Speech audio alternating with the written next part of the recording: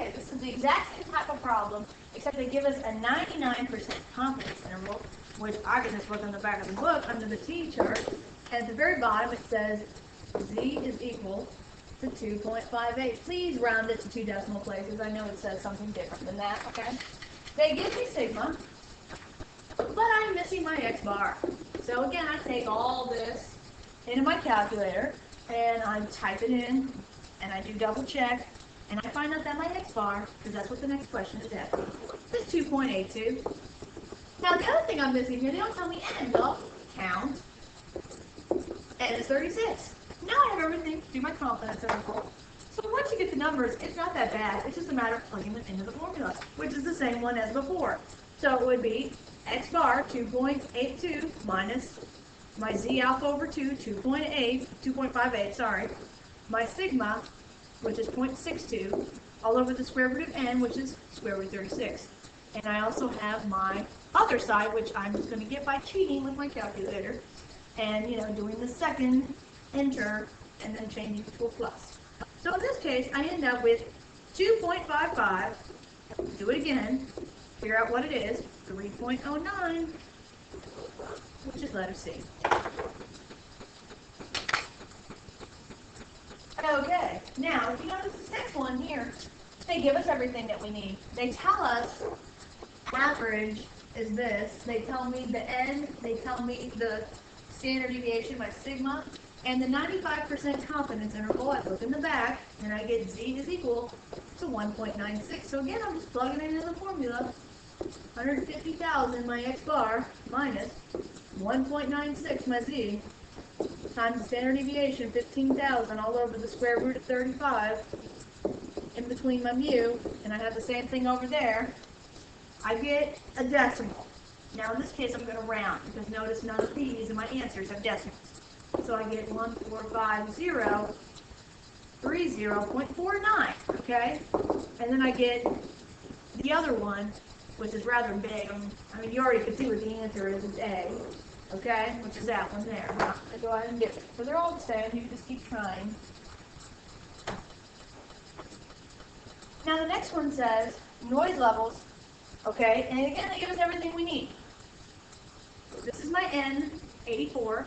This is my X bar, my standard deviation, 95% confidence. That is, again, 1.96.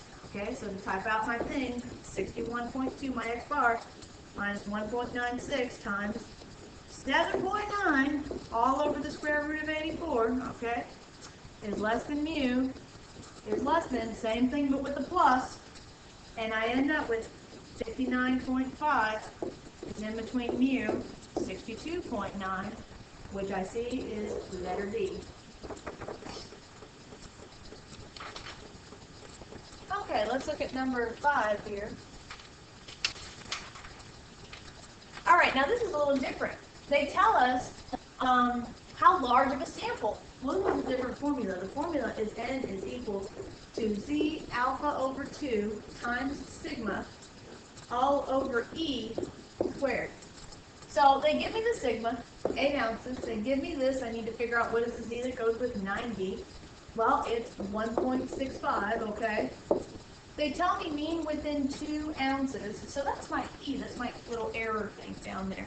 So I go ahead and plug all this in. I get 1.65 times 8 all over 2. Square that. Now, what ends up happening is I get a decimal. They're asking how large of a sample should I take.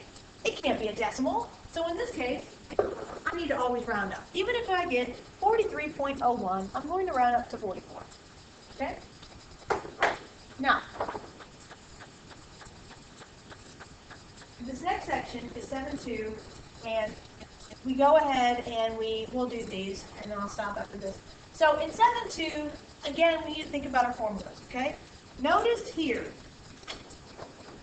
they give us n is 10. They give us a 95% confidence, and they give us all this data. So I got to figure out what x bar and the standard deviation is. But again, in this case, all right, I am using the t-test. Why am I using the t-test? It is less than 30, and you are doing confidence intervals. So if you're doing confidence intervals and it's less than 30, you better be using that t-test, okay? So the t-test is the exact same formula except it's using the t-chart. We'll talk about that in a minute. So the first thing I need to do is take all this data here, enter it in my calculator, and figure out what x bar, and remember I told you, use S of x, not sigma. For these cases, use S. It's going to be two different answers. You'll see it in the calculator. You have to be careful. So I get 217.7 for x bar, and I get 2.262 for my sample standard deviation. If you look here, the first thing they ask you is how many degrees of freedom. I have n is equal to 10. If you remember, degrees of freedom is n minus 1. So it's not.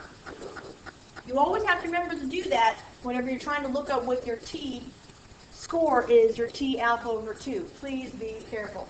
I go to the back of the book, I find my degrees of freedom, I find the 9, and I look for the 95% confidence interval, and I line it up. Which t-value goes with it, which is A. Please be able to do that. It will be wrong if you use a different number. Now here, whoops, I actually wrote down my sample standard deviation incorrectly. I was thinking about the t. My bad. S of x is actually 17.49, but I need to round that to 17.5, which is the next question, and it is B. So please be able to get this in your calculator. Now the confidence interval. It's the same formula, except it's t. So it's x bar minus t alpha over 2, and then it's still going to be S for sample standard deviation, but, you know, and then square root of n, less than mu, and the same thing with the plus. So in this case, it's 217.7 minus my t value, which is 2.262 times 17.5, all over the square root of 10, less than mu, less than, and then the same thing, okay? Whenever I punch that in the calculator, and I can still do the second and the enter to get my plus sign one, I should end up with D as my final answer. Now I'm going to stop this one here before I finish out this section. Alright?